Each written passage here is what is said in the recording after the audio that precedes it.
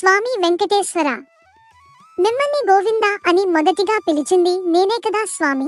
అవును అగస్త్య మహాముని, నేను మొదటిగా మీ ఆశ్రమానికి వచ్చి నా పేరు వెంకటేశ్వరుడు, మీ ఆశ్రమములో చాలా గోవులు ఉన్నాయని విన్నాను, నాకు ఒక గోవును ఇవ్వగలరా అని కోరాను.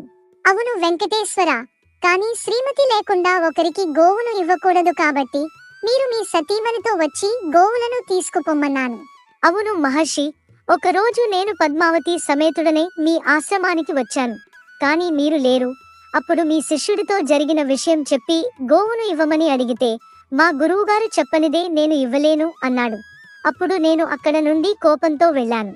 నేను వచ్చాక జరిగింది తెలుసుకుని అప్పటికప్పుడు నేను గోవును తీసుకుని నా శిష్యులతో సహా మీ వెనుక పరిగెత్తుతూ స్వామి గోవు ఇందా, గోవు ఇందా అని అంటూ మీ వెనకాలే వస్తుంటే ఆ పిలుపును మళ్ళీ మళ్ళీ వినడానికి మీరు ఇంకా వేగంగా